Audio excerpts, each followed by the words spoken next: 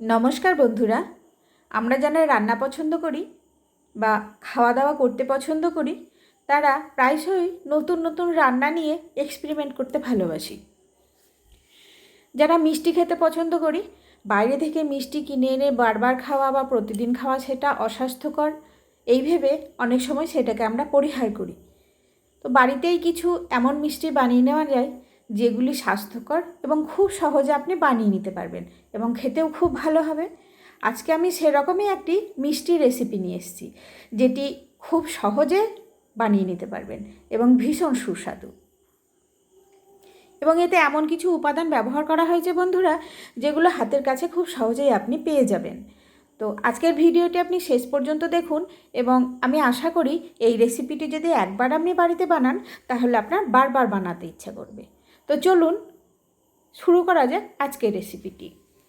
এর জন্য লাগবে ক্ষীর, মানে দুধ থেকে তৈরি ক্ষীর বা খোয়া ক্ষীর বা ঘন দুধ, যেটাকে যাই আপনি বলুন না কেন সেইটা, এবং তার সাথে চিনি, সামান্য একটু জাফরান, একটু গরম মশলা এবং পাউরুটি, যেটা আমাদের বাড়িতে সকলেরই থাকে, এই সমস্ত উপাদানগুলি।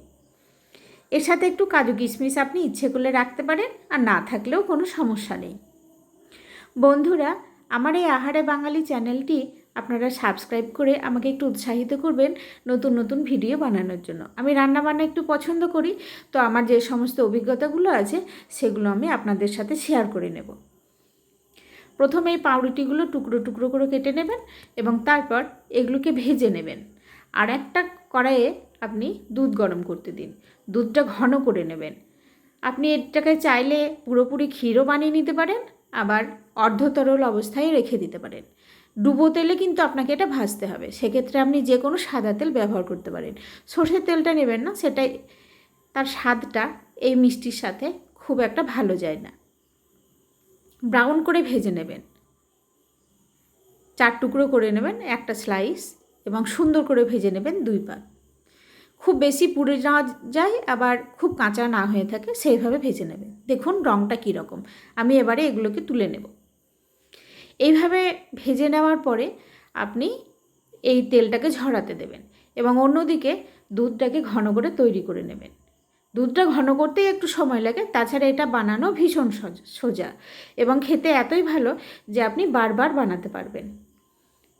বন্ধুরা, আপনি যদি একটি পাউরুটির যে ছোট প্যাকেটগুলো থাকে সেগুলো ব্যবহার করেন তাহলে আপনার 1 কেজি দুধেই হয়ে যাবে, কিন্তু তার বেশি যদি করতে চান তাহলে সেই অনুপাতে আপনাকে দুধটাও বেশি নিতে হবে।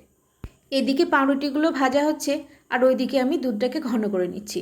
বন্ধুরা, দুধের ক্ষীরের স্বাদ যদি আপনি বাড়াতে চান তাহলে এতে আপনি একটু গুঁড়ো দুধও দিতে পারেন। আমুল দুধ বা যে কোনো গুঁড়ো দুধ আপনি এতে মেশাতে পারেন। আমার দুধটা প্রায় তৈরি হয়ে এসেছে, ক্ষীরটা আমি এবার এটাকে নামিয়ে নেব। আমি এর মধ্যে অল্প একটু চিনি দিলাম। যারা যেরকম মিষ্টি খেতে পছন্দ করেন তারা সেই অনুপাতে মিষ্টি দেবেন এবং এর সাথে হালকা করে এই সময়ে একটু কাজু কিশমিশ এর মধ্যে মিশিয়ে দেবেন এবং সামান্য জাফরান, 3 থেকে 4 টুকরো জাফরান এর মধ্যে দিয়ে দেবেন। বন্ধুরা, আমার এই যে ব্রেডের টুকরোগুলো ভাজা হয়ে গেছে, এগুলোকে আমি ঠান্ডা করে নিলাম এবং এর উপরে আমি এই যে ক্ষীর বা চাঁচি যেটাই তৈরি করলাম সেটা এর উপরে অল্প অল্প দিয়ে এই শাহি টুকরা আমি বানিয়ে নেব। বন্ধুরা, আপনারা যদি ঘন দুধ দিতে চান, যেমন 1 কেজি দুধ আপনি হয়তো 300 বা 400 করলেন, সেটাও এর উপরে ঢেলে দিয়ে আপনি শাহি টুকরা বানিয়ে নিতে পারেন। কিন্তু আমি ওই জিনিসটা করছি না, আমি এর মধ্যে এই ক্ষীরটা অল্প অল্প দেব এবং তাতে কি হবে, এই যে পাউরুটির যে একটা ক্রিস্পি ভাব সেটা থেকে যাবে এবং সেটা অনেকেই খেতে পছন্দ করে। আমার বাড়িতে যারা আছে তারা এইটাই খেতে পছন্দ করে, তাই জন্য আমি এইভাবেই বানাই। বন্ধুরা, আপনাদের বাড়িতে এইভাবে রেসিপিটি বানিয়ে নিশ্চয়ই আপনার আপনজনদেরকে খাওয়াবেন এবং খেতে কেমন লাগলো সেটা নিশ্চয়ই আমাকে কমেন্টে জানাবেন। বন্ধুরা, আজকের মতন ভিডিওটা আমি এখানেই শেষ করছি। যদি ভিডিওটি একটুও ভালো লেগে থাকে তাহলে নিশ্চয়ই একটি লাইক দেবেন এবং বন্ধুদের সাথে শেয়ার করে দেবেন। ভালো থাকবেন সবাই, দেখা হবে পরের ভিডিওতে।